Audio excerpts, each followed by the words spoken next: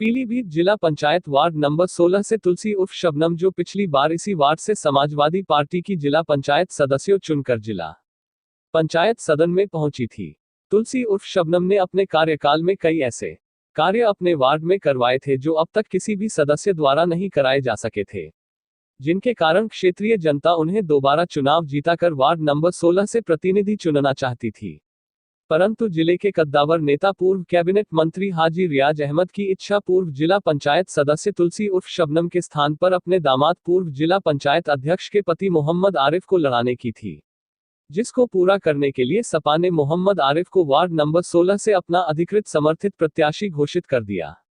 यहाँ यह बताना जरूरी हो जाता है कि पूर्व कैबिनेट मंत्री की प्रतिष्ठा से जुड़ी वार्ड नंबर 20 की सीट पर पूर्व जिला पंचायत अध्यक्ष चुनाव लड़ रही है।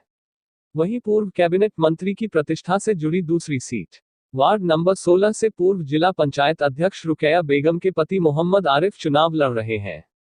अब देखना यह है पूर्व कैबिनेट मंत्री की प्रतिष्ठा से जुड़ी हुई दोनों सीटें क्या सपा जीत पाएगी, इसका फैसला अब मतदाताओं को करना है। पूर्व कैबिनेट मंत्री जो पीलीभीत की राजनीति में अपने वर्चस्व को बनाए रखने के लिए अपने ही परिवार से 4 लोगों को चुनाव मैदान में उतारकर अपनी ताकत का एहसास सपा सुप्रीमो को कराकर 2022 में शहर विधानसभा से अपनी दावेदारी को मजबूत करना चाहते हैं।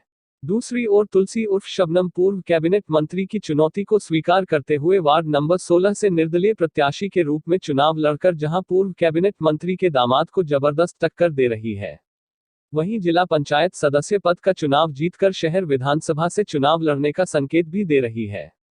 पूर्व जिला पंचायत सदस्य तुलसी और शबनम का कहना है, मेरा चुनाव परिवारवाद, पूंजीवाद के विरुद्ध है। उनका कहना है, एक तरफ पूर्व कैबिनेट मंत्री और समाजवादी पार्टी की ताकत है तो दूसरी तरफ मेरे साथ मेरे क्षेत्र की गरीब जनता, मेरे समर्थकों और मेरे शुभचिंतकों का आशीर्वाद है।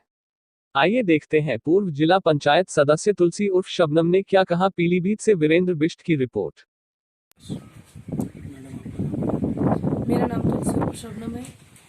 किस वार्ड से आप चुनाव लड़ रहे हैं? वार्ड नंबर 16 से। किस पार्टी से? मैं किसी पार्टी से नहीं हूँ। पूर्व में समाजवादी पार्टी से थी और जीती हुई कैंडिडेट भी हूँ मैं। इस बार मुझे पार्टी के एक बड़े नेता हाजी रियाज अहमद ने कहा कि आप बीसलपुर या पूरनपुर से चुनाव लड़िए। मैंने कहा मेरी पहचान भिखारीपुर की बहू की हैसियत से है और आप अपने दामाद को किसी भी जिले की किसी भी सीट से चुनाव लड़ा सकते हैं। क्या नाम है दामाद का? उनका नाम मोहम्मद आरिफ है। उन्होंने अपने दामाद को यहाँ से चुनाव लड़ाने के लिए मुझसे कहा गया, आपको चुनाव लड़ना है तो आप शेड्यूल कास्ट हैं, बीसलपुर से जाकर शेड्यूल कास्ट सीट से चुनाव लड़िए तो आपको पार्टी चुनाव लड़ाएगी, वरना पटा बेलन ले जाइए घर जाकर रोटी बेलिए। अब क्या उम्मीद है, आप पार्टी को मात देंगी? हाँ, इस बार मैं पार्टी को मात दूंगी। आरिफ की तो दूर तक, मोहम्मद आरिफ की मुझसे कोई भी टक्कर नहीं है, बल्कि इस बार चुनाव बीजेपी से भी नहीं है, एक आज़ाद उम्मीदवार है। किस तरह से आपने जो पिछला चुनाव जीता और 5 साल तक पद पे बनी रहे, तो किस तरह से आपने विकास की ओर को अपने क्षेत्र को ले गए? मैंने अपने क्षेत्र में बहुत अच्छा काम किया है।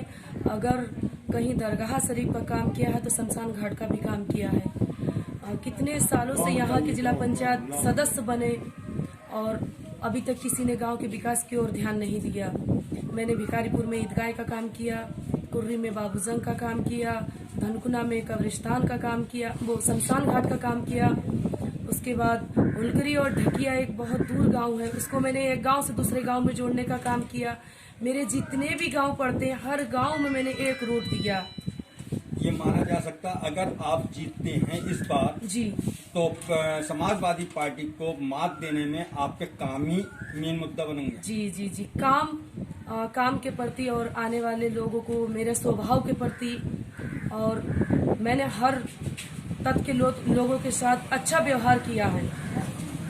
ये नहीं कि उन लोगों को ये था कि समाजवादी से टिकट मिलने के बाद ये चुनाव जीती, बल्कि मैं ये दिखाऊंगी कि चुनाव व्यवहार काम के हिसाब से जीता जाता है, किसी की पहचान के हिसाब से चुनाव नहीं जीता जाता। इस बार आपके सामने एक बहुत बड़ी ताकत समाजवादी पार्टी के पूर्व विधायक की पूर्व मंत्री की लगी हुई है, तो आपको अब चुनाव लड़ने में, चुनाव मैदान में क्या कठिनाइयों का सामना करना पड़ रहा है? देखिए, बल्कि मैं बहुत ज्यादा मजबूत बन रही हूँ। कम से कम मुझे ये तो पता चला कि सामने अगर कैंडिडेट दमदार हो, वो से तो मैं दमदार नहीं कहती, कम से कम मैंने उन लोगों को गलियों को धूल चटा दिया है। जो लोग आज तक टेबल में पैर रख के जूतों का धूल दिखाते थे, आज एक ग्रामीण गांव की बहू ने उनको गली गली का धूल चटाने का काम किया है। बल्कि मुझमें मजबूती आई है, मुझमें ताकत इतना है बहुत ज्यादा। आगे भी मैं ये चाहूंगी कि ये गलियों का धूल चाटते रहे और मुझे कामयाबी जरूर मिलेगी। इस क्षेत्र के बहुत ज्यादा ताकतवर पावरफुल नेताओं में गिने जाते हैं हाजी जी, और उनसे आप टकरानी, आपको किसी तरह का डर या खौफ महसूस?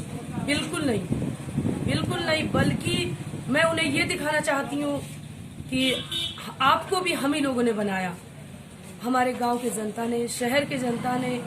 जो भी इस पद तक पहुंचता है तो उसे जनता ही कामयाब बनाती है। इंसान को ये कभी नहीं भूलना चाहिए कि हम जो भी हैं जनता के बदौलत हैं। अगर बड़े नेता हैं तो बिना जनता के चुने आप नेता नहीं बन सकते हैं।